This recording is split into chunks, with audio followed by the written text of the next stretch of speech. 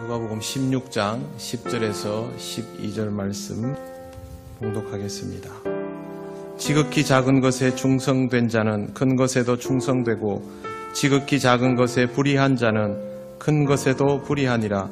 너희가 만일 불의한 재물에도 충성하지 아니하면 누가 참된 것으로 너희에게 맡기겠느냐.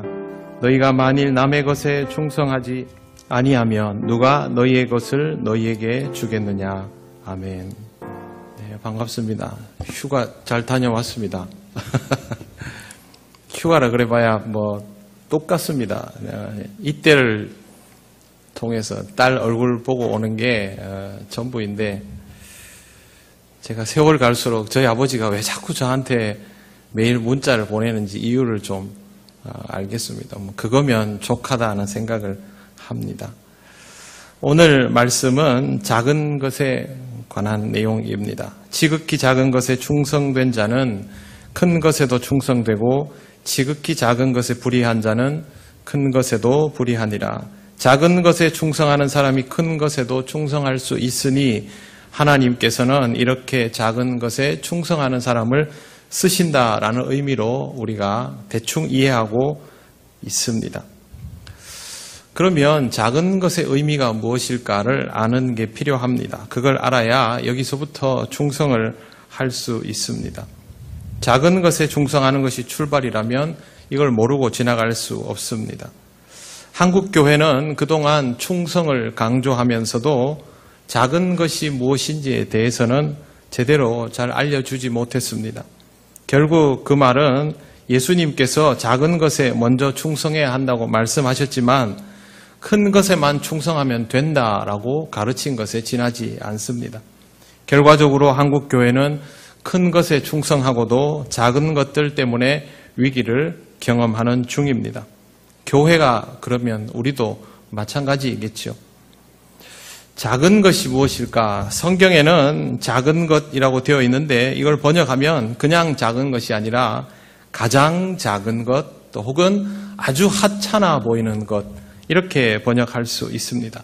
우리가 무관심하게 지나쳐 버릴 수 있는 아주 사소한 것, 하나님 나라를 위하여 일하는 것과는 직접적인 연관이 없어 보이는 것들을 생각해 볼 수 있습니다. 세상적으로야 별로 중요하지 않은 일들이 여기에 해당됩니다. 신앙생활을 하면서 신앙생활에 직접적인 연관이 없어 보이는 것들은 놓칠 때가 많습니다. 그리고 별로 개의치 않지요. 이런 것들은 대부분 예배의 자리, 또 우리가 경건함을 위해서 연단하는 자리가 아니라 흔해 빠진 일상 속에 들어 있습니다. 오늘 우리가 읽은 예수님의 말씀도 이 관점에서 출발합니다. 큰 것은 내세의 일, 작은 것은 현세의 일입니다. 이 비유에서 불의한 청지기가 현실 속에서 자신의 앞날의 생계를 위해서 열심히 살고 돈을 버는 것, 그게 바로 작은 일에 충성하는 것이다 라고 예수님은 분명히 말씀하셨습니다. 요즘 새벽에 사사기를 읽고 있습니다. 사사기 3장에 에훗이 등장하는데 그는 왼손잡이라고 알려져 있습니다. 그러나 성경의 내용을 번역하면 왼손잡이라는 표현보다는 오른손이 고정되어 있는 사람, 오른손이 불편한 사람이라는 뜻이 직접적인 번역입니다. 일부러 왼손잡이가 아니라 오른손에 장애를 가지고 있어서 왼손을 사용하는 그런 유형의 사람이라는 것이죠. 현대사회에도 장애에 대한 편견이나 차별이 남아 있습니다. 고대에는 장애가 천형이라고 불릴 정도입니다. 이스라엘 사회에서도 장애를 가진 사람은 사람들이 은연중에 저 사람이 뭘 잘못했으니 아니면 그 사람의 부모가 뭘 잘못했으니 저렇지라는 이야기를 합니다. 저도 저희 집에 둘째 아이 어릴 때 어떤 사람으로부터 그런 얘기 들은 적이 있습니다. 당신이 회개를 하지 않으니 당신 아이가 잡히지 이렇게. 그때는 제가 젊은 혈기에 흥분해가지고 막 잠을 못 자고 그랬는데 지금은 대수롭지 않게 여깁니다. 인간에게 있어서 이런 인식들은 굉장히 자연스럽게 발동해 있습니다. 고대 사회에서 오죽했겠습니까? 하나님께 벌을 받았다고 간주되는 사람이 공동체 안에서 존중받기가 참 어려운데 에훗은 그런 자신의 위치에서도 이스라엘을 구해내는 사람으로 성경에 소개되고 있습니다. 다 설명드릴 수 없지만 에훗은 모압 왕에게 공물을 바치러 가는 사람 중에 하나였고 그 자리에서 모압 임금과 독대할 수 있는 사람이었습니다.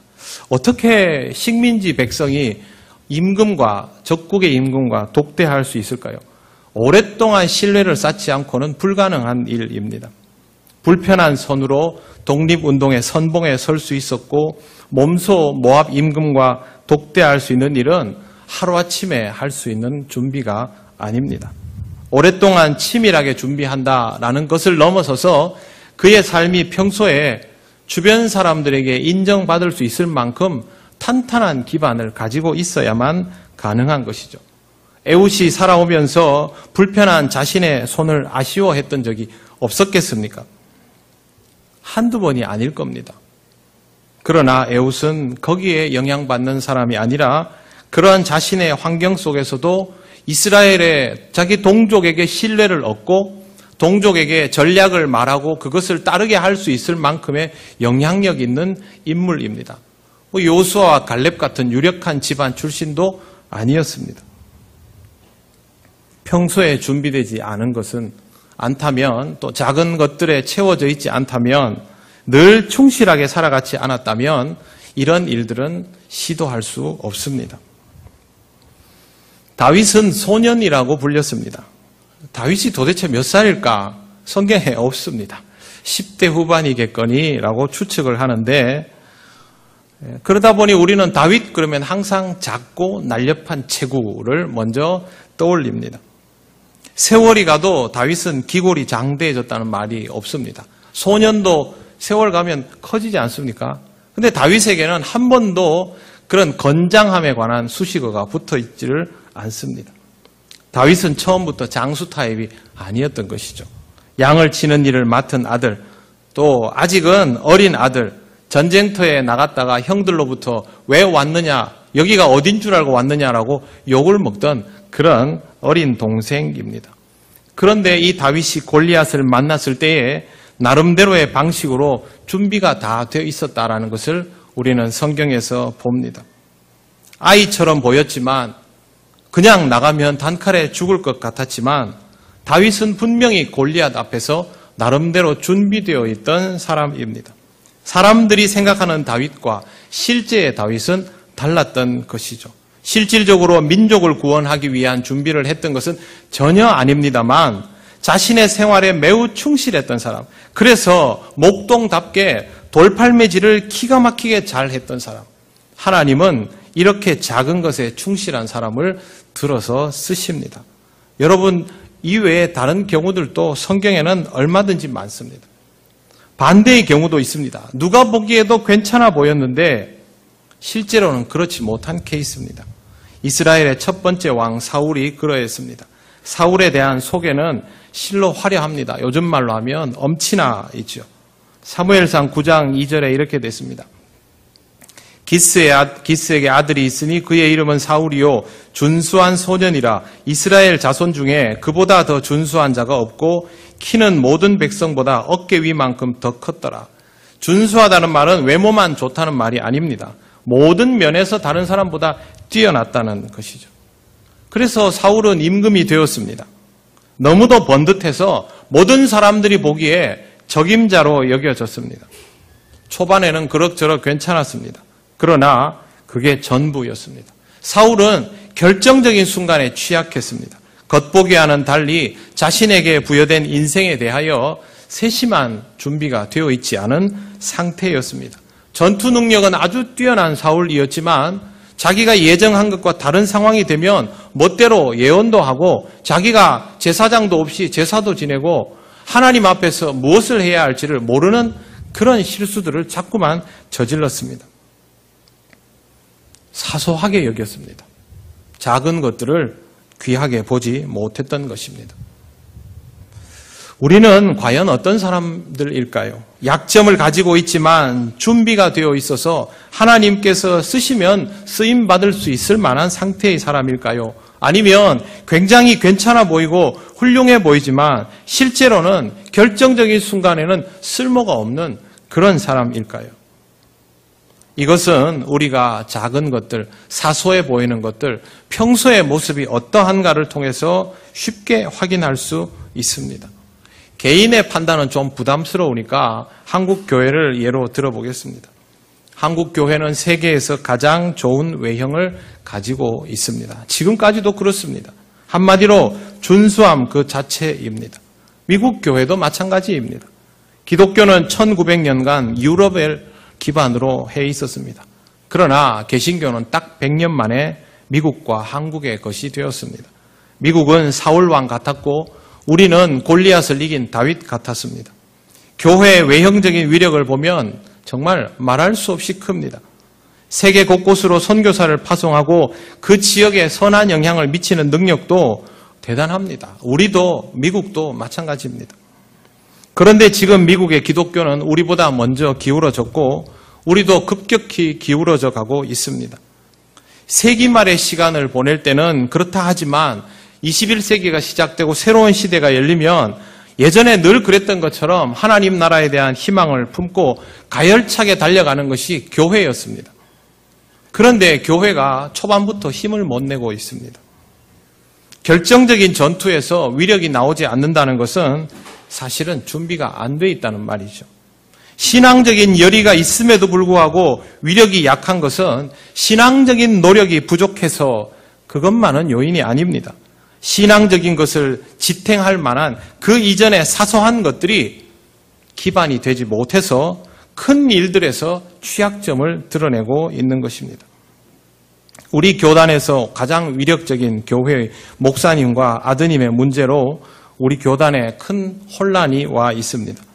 총회는 법을 지키기 위해서 옳은 판단을 내렸지만 또 그분들은 그분들 나름대로의 이유로 쉽게 승복하지 않습니다.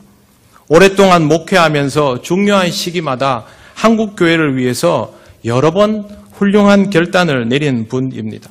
그런데 뜻하지 않은 일에 지금 허물을 드러내고 있는 것입니다. 그분만 그렇겠습니까? 그 교회만 그렇겠습니까? 한국 교회는 이런 일들이 생각보다 많습니다. 목회를 잘하는데 성품이 좋지 않은 목사님, 교회에서 없어서는 안 될 소중한 일꾼인데 성도들의 마음을 살필 줄 모르는 장로님, 기도는 많이 하는데 남의 이야기도 함께 많이 하는 권사님, 사람은 참 좋은데 맡은 일에 책임감이 없는 집사님, 이런 모습이 우리의 모습일 때가 많습니다. 큰 일은 잘하는데 작은 일에 문제가 있는 형태가 우리한테는 아주 일상이 되어 있는 것입니다. 그러나 우리는 이런 상황일 때마다 그래도 교회 일은 잘 하잖아. 그래도 목회는 잘 하잖아. 그래도 기도는 많이 하잖아. 그래도 예배는 빠지지 않고 드리잖아. 그러면 큰 문제 없어. 이렇게 판단을 많이 내립니다. 이보다 더 작은 일이라면 세상의 일일 텐데 이런 건 신경도 안 씁니다. 교회에서는 열심히 일하고 인격적으로 보이고 사랑도 많고 양보도 잘하고 헌신적이지만 사회에 나가면 불신자들과 하나도 구별되지 않는 불신자들과 똑같은 혹은 더한 모습으로 생존해 나가는 사람. 그런데 교회 일은 잘 하잖아. 그러면 문제 삼지 않습니다. 이런 경우도 있습니다. 교회 일은 열심히 하고 잘하는데 세상에는 적응을 못합니다. 교회 활동은 잘하는데 사회에서 구성원으로 살아가는 걸 힘들어하고 취직을 하고 직장 생활을 열심히 하고 자신의 생업에서 성실해야 하고 이런 것들은 잘 안 됩니다. 그래도 하나님 나라와 영광을 위해서 일하면 되지. 별로 문제 삼지 않았습니다. 그러나 이런 식으로 작은 것들이 소홀해지면서 결국에는 큰 문제가 발생합니다. 매사에 준비성이 없고 지각 잘하고 한 가지 일은 꾸준히 못하고 쉽게 그만두고 환경을 탓하고 자꾸 핑계를 대고 이렇게 하면 사회생활하기 어렵죠. 그런데 하나님의 일은 이거보다 가볍지 않습니다. 더 무겁습니다. 부담도 큽니다. 보상도 금방 따라오지 않습니다. 준비가 안 되면 맡겨도 문제입니다. 감당이 되지를 않습니다. 그럼 어떻게 해야 하겠습니까? 하나님의 일을 하려면 작아 보이는 것, 사소해 보이는 것들을 가볍게 여기지 말아야 합니다. 그래야 내가 하나님으로부터 정말 중요한 일을 맡게 됐을 때 그 일들을 하는 데 있어서 별것도 아닌 내 문제가 타격을 입히지 못하는 겁니다. 다윗이 목동의 책무에 충실한 것을 넘어서 목동 고수가 되었던 것처럼 에훗이 공무를 바치러 다니면서 임금과 독대를 할 수 있을 정도로 신뢰감을 쌓은 것처럼 우리는 우리의 일상의 영역에서 숙련가가 되어야 합니다. 매일 음식을 만들어야 하는 사람은 음식 잘 만들 줄 알아야 합니다. 매일 이불 개야 하는 사람은 이불 잘 갤 줄 알아야죠. 매일 운전해야 하는 사람은 운전 잘해야 됩니다. 저는 예전에는 부목사 때는 옛날 스타렉스를 많이 몰았습니다. 제가 1년에 한 3만 킬로 정도 운전했는데 원래 저는요 1시간 운전하면 쉬어야 되는 그런 스타일입니다. 피곤해서. 근데 제가 서울에서 순천까지 논스톱으로 왕복하고 있습니다. 운전해보니까 알겠더라고요. 혼자 운전할 때는 운전 잘할 수도 있고 못할 수도 있고 교인들 태우고 다니면요 못하면 안 됩니다. 운전 잘해야 되고 사고도 안 나야 되고 졸지도 말아야 되고 전 졸거든요. 뺨을 쳐가면서 교인들은 다 잡니다. 뒤에서. 얼마나 좋습니까? 저 혼자 막 꼬집고 뺨 쳐가면서 갑니다. 멀미도 안 나게 해야 됩니다. 잘 못하면 안 되는 거죠. 물건을 팔아야 하는 사람은 자신이 팔 물건에 대해서 자기를 찾아오는 손님에 대해서 잘 알아야 됩니다. 우리 교회에도 자영업 하시는 분들 중에 여러분이 그러시더라고요. 손님 얼굴만 딱 보면 저 사람은 사겠다 안 사겠다 안다 하더라고요. 모르면 문제인 겁니다. 알아야죠. 매일 많이 걸어야 하는 사람은 그렇게 걸어도 지치지 않도록 연단이 되어 있어야 합니다. 매일 음료수 박스를 실어 나르는 분들 있죠. 보통 사람들은 그렇게 하면 다칩니다. 근데 그분들은 합니다. 단련되어 있기 때문에, 기술이 있기 때문에 그렇게 하는 것이죠. 그렇게 살아야 한다면 거기에 대하여 숙련가가 되어야 그 이상의 일도 감당할 수 있는 것입니다. 뻔하고 사소해 보이는 것들을 가볍게 여기고서는 결코 그보다 어렵고 부담스러운 것들을 감당하고 싶어도 감당할 수 없습니다. 하나님이 맡기겠습니까? 준비가 되어서 맡겨도 방심을 하면 한 번에 실족해버리는 것이 우리 인생인데 어떻게 작은 것에도 준비되지 않는 우리에게 더 큰 것을 맡기겠습니까? 우리가 우리 일상생활도 감당 못하는데 하나님이 우리한테 통영을 맡기겠습니까? 그럴 수 없습니다. 휴가 마지막 날 간 교회는 제가 휴가를 갔는데요. 그 교회 목사님도 휴가를 가셨어요. 그래서 얼굴을 못 봤습니다. 근데 그 교회에 주차 요원이 수명 정도 우선 제가 봤습니다. 3부 예배도 아니고 거기는 예배를 8시, 10시, 12시 이렇게 드리는데 10시 예배를 제가 갔습니다. 정말 더운 날씨에 주차를 하고 있었고 주차장 선은 이미 의미가 없었고 그냥 백화점이나 쇼핑몰처럼 발레 파킹을 막 하는 그런 곳입니다. 예배당 안에 들어가려고 하니까 로비에 안내위원들이 있습니다. 거기도 층마다 5명, 8명 그렇게 있었습니다. 그런데 이분들은 안내를 하다가 예배가 시작되면 들어가서 예배를 드리는 그런 분들이 아니고 내내 밖에서 자기가 예배 드리는 시간을 제외하고는 항상 거기에 있는 것이 일상이 되어 있는 사람들입니다. 아무도 얼굴 찡그리지 않고 자기 소임을 잘 감당했는데 더 놀라운 일은 주차위원들이 운전을 기가 막히게 하는 거예요. 분명히 나이는 제 또래이거나 저보다 연세가 있는 분들이었어요. 그런데 백화점이나 이런 데 그 발레 파킹 하는 분들처럼 뒤를 보면서 한 손으로 한 명이 아니고 여러 명이 그렇게 동시에 차를 빼고 넣고 하는 걸 보면서 야 선수네 제가 속으로 그랬습니다. 주차 안내를 해야 하는 사람이 주차 실력이 늘지 않으면요, 그 봉사를 할 때마다 스트레스 받습니다. 저는 그거 하다가 스트레스 받아서 그만둔 분도 본 적이 있고, 주일마다 지역 주민과 싸우는 그런 경우도 본 적이 있습니다. 그런데 잘하면요, 그것도 즐거움입니다. 내가 다른 사람보다 더 잘하지 않습니까? 내가 신앙생활만 잘하면 되지 운전까지 잘해야 되나? 이런 생각으로는 그 봉사를 못합니다. 신앙생활도 잘할 수 없습니다. 예배만 잘 드리면 되지 내가 교회 와서 밥까지 해야 되나? 집에서 맨날 밥하는데. 마찬가지입니다. 우리 교회에 십자가를 지탱하는 부분이 흔들려서 고쳐 달았다는 거 잘 아실 겁니다. 이거 하려고 장로님들, 안수집사님들 3번이나 모여가지고 아침부터 저녁까지 했습니다. 일꾼 쓰면 되지. 하나님 앞에 드린 헌금 한 푼이라도 아끼고 내가 봉사하겠다는 마음으로 그렇게 한 거죠. 올여름 얼마나 더웠습니까? 그래도 다들 즐거운 마음으로 봉사했습니다. 근데 여러분, 예전에 이 십자가 등 달 때 어떻게 했는 줄 아십니까? 그 위에 종탑이 올라가면요, 흔들흔들거립니다.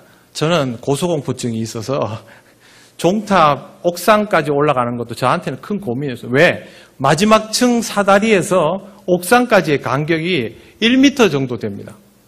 다리를 뻗어가지고 옥상에 올라갈 수가 없어요. 점핑해야 돼요. 체면에 안 올라가지는 못하겠고 거기까지 왔는데 뭔 담임 목사가 옥상에도 한번 안 올라가 보나 소리 들을 것 같아서 올라갔는데 중요한 건 내려오는 거예요. 못 내려가겠어요. 무서워서.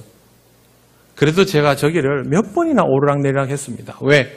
거기 올라가 보니까요, 그 종탑 안에 들어가가지고 그 위에 막 등 달고 하는데 얼마나 높은지 아십니까? 바람 불면 끄떡끄떡거립니다. 예전에. 그 중에 전기 기술자가 누가 있습니까?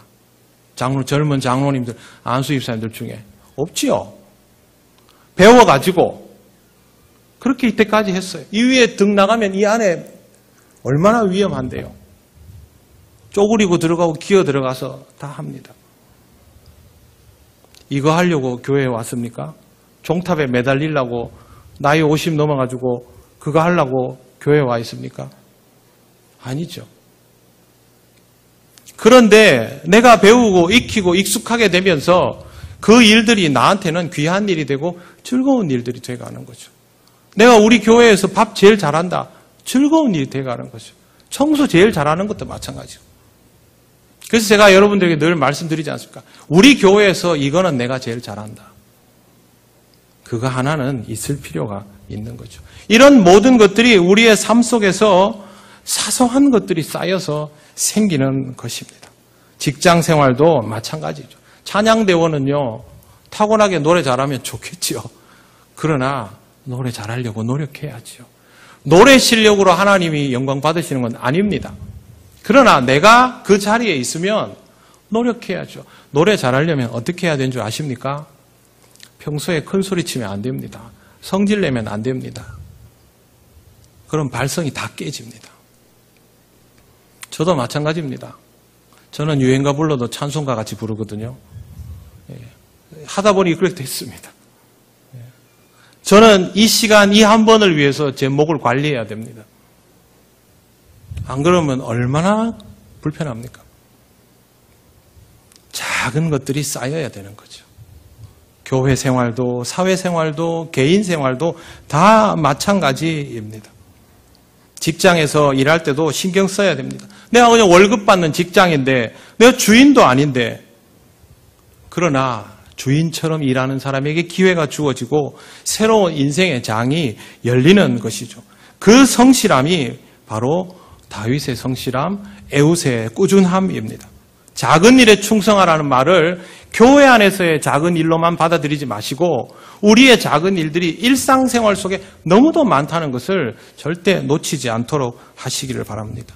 이런 걸 제대로 하는 사람에게 하나님은 말씀하십니다. 10절을 다시 보시겠습니다.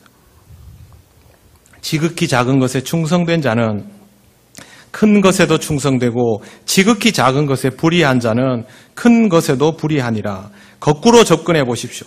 우리의 일상생활에 최선을 다하여 열심히 잘 살고 있으면 그것은 우리가 신앙생활을 하는데 꾸준히 그것을 영위하는데도 안정감을 더해줄 수밖에 없고, 신앙생활에 안정이 되어야 하나님이 나한테 뭘 시키면 내가 이 땅에서 1인분을 감당할 수 있는 그런 사람이 되는 겁니다. 아프고 갑작스럽게 재난이 다가오고 시험거리가 생기는 것은 별개의 문제입니다.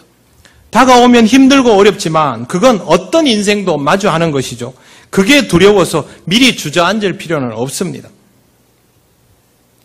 겁이 나서 아무것도 안 하면 뭘 할 수 있겠고 그 다음에 무엇이 있겠습니까? 아무것도 없습니다. 작은 것을 감당하지 못하는 사람에게, 사소한 것조차 감당하지 못하는 사람에게 큰 것은 더더욱 감당이 안 됩니다.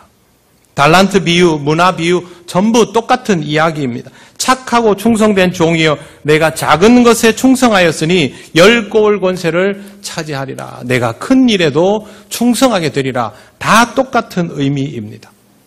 큰 것만 생각하지 않도록 하시기를 바랍니다. 우리의 삶 속에 있는 작은 부분들이 하나님의 일을 제대로 감당하며 또 하나님을 기쁘시게 할 수 있는 단서가 된다는 것을 놓치지 말고 사소해 보이는 여러분의 생활부터 점검을 해 나가십시오. 내가 밥을 잘 먹는 것도, 소화가 잘 될 만큼 열심히 사는 것도, 잠을 충분히 자는 것도, 운동을 꾸준히 하는 것도, 스트레스를 받지 않기 위해서 취미 생활을 하는 것도, 어리석어지지 않으려고 책을 읽는 것도, 목마르지 않기 위해서 물을 한 잔 마시는 것도 제대로 해야 됩니다.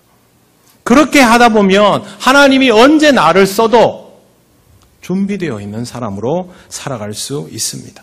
내가 주어진 환경에서 최대한 경제적인 안정을 이루는 것도 마찬가지입니다. 죽기 살기로 돈 벌어라. 아니죠. 스스로를 지킬 만큼. 이웃에게 미소 띈 모습으로 살아가는 것도, 쓰레기 분리수거를 잘하는 것도, 교통법규를 지키는 것도, 돈을 지혜롭게 쓰는 것도 다 마찬가지입니다. 빠지지 않고 예배를 드리는 것, 말씀을 읽고 신앙생활을 위한 공부를 게을리하지 않는 것, 내게 주신 소득을 적절히 유지하면서 헌금도 하고 다른 사람을 도울 수 있는 것, 기도를 게을리하지 않는 것, 매일매일 규칙적으로 새벽 기도를 하거나 성경을 읽거나 여러분이 스스로에게 해놓은 약속들을 지켜나가는 것, 작은 것으로 충성하는 삶입니다. 작은 것이 되지 않으면요, 예배도 매주 못 드립니다. 여러분 새벽 기도 나오는 사람이 복을 많이 받는다? 아니고요. 복 받으면 나옵니다. 왜? 내가 새벽마다 일어날 정신이 되거든요. 새벽마다 일어날 몸이 됩니다. 몸이 안 되면 새벽에 못 일어납니다. 힘들어 죽겠는데 지금 일어나게 생겼습니까? 그래서 저는 그렇게 기도하라고 말씀드려요. 내가 매일 신앙적으로 무언가를 할 수 있을 만한 삶이 되게 해주소서. 그럼 열심히 살아야죠.